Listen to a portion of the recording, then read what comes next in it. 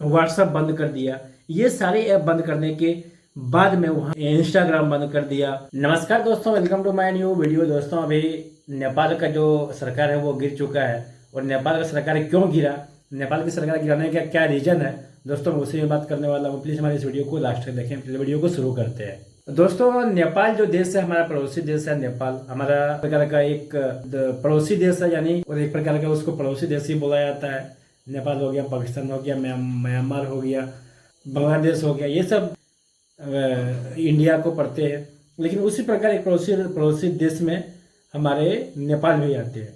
नेपाल में अभी सुनने में आया कि उस पर न्यूज वाले चला रहे हैं और नेपाल में क्या हो रहा है, वहाँ की सरकार को गिरा दिया गया। तो वहाँ के जो यूथ है, जनरेशन जेड, उन्होंने क्या किया कि पूरा यूथ को इकट्ठा करके पूरा मतलब जितना भी यूथ है, जितना भी नेपाल का जनता है, सब सड़कों में आ गए। ऐसा क्यों हुआ, आखिर ऐसा होने का क्या रीजन है, दोस्तों मैं उसी में बात करने वाला हूँ। प्लीज हमारे इस वीडियो को लास्ट तक देखें। सबसे पहले क्या है, नेपाल में बेरोजगारी, अनएम्प्लॉयमेंट। नेपाल में अनएम्प्लॉयमेंट इतना बढ़ गया था कि वहाँ की सरकार को कुछ उसमें तरस नहीं आ रहा था।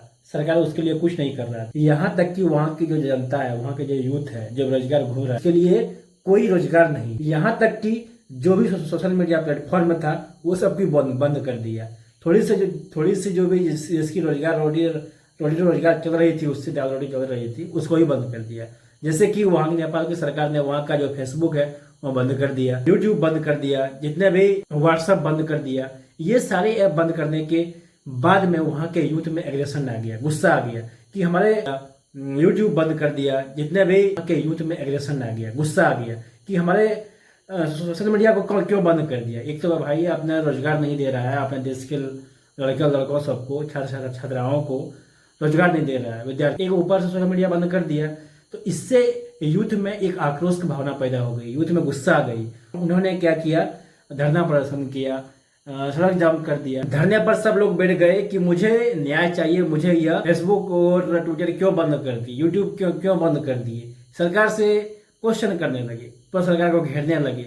सरकार के जो ऑफिस में वहां पे पहुंच गए। तब सरकार ने क्या किया कि आंसू गैस छोड़े, वाटर कैनन चला दिए, कई रबर बुलेट छोड़े, कई सारे जनता को रोकने की कोशिश, लेकिन जनता को रोक नहीं पाए। और जब यूथ को गुस्सा आया, जब सारा युवा शक्ति शामिल हुआ, तो वहां की सरकार का तहस नहस कर दिया।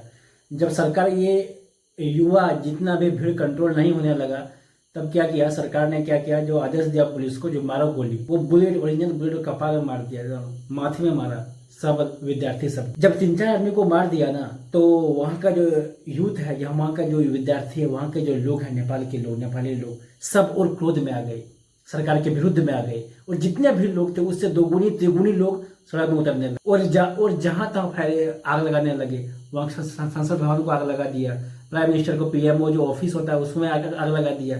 मैं जो मतलब रुद्र रूप ध्यान कर लिया था, उससे नेपाल में सब लोग कर रहे थे, लग रहा था कोई विदेशी घुस गया है।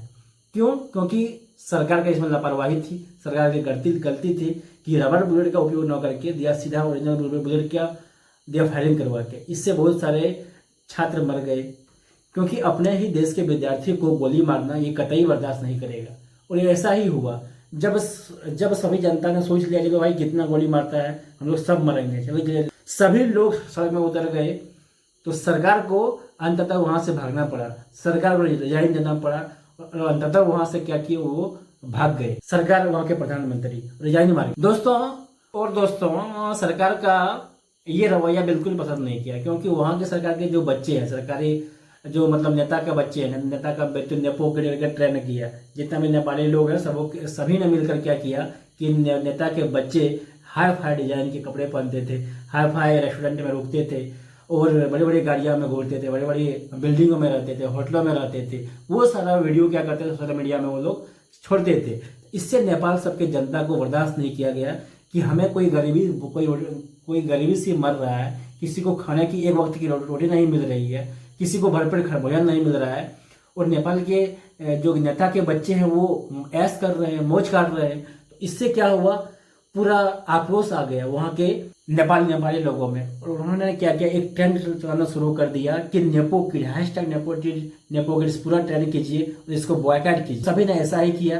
और पूरा नेपाल सब मिलकर एक हो गया और वहाँ की सरकार को उखाड़ फेंक। दोस्तों यहाँ तक कि जो कैदी था, बंदी था, वहाँ सबकी जेल को तोड़ दिया, सब कैदियों को रिहा कर दिया। जो बोला ये ऐसा नहीं होना चाहिए, क्योंकि नेपाल में इतना करप्शन हो रहा था, इतना भ्रष्टाचार हो रहा था कि वहाँ की जनता को एक रोड पर आना पड़ा और वहाँ की सरकार को उखाड़ फेंका। यही कारण है दोस्तों कि नेपाल की सरकार वहाँ से गिर गई और नेपाल के जितने भी परिवार के लोग हैं, नेपाल के नेता के जो परिवार के लोग हैं, उसको नेपाल छोड़कर भागना पड़ा।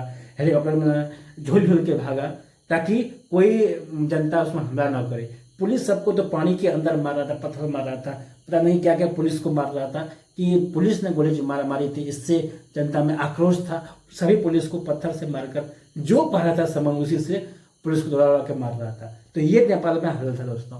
तो कैसे लगी दोस्तों वीडियो, प्लीज़ हमारे इस वीडियो को सब्सक्राइब करें और लाइक जरूर करें। Thank you.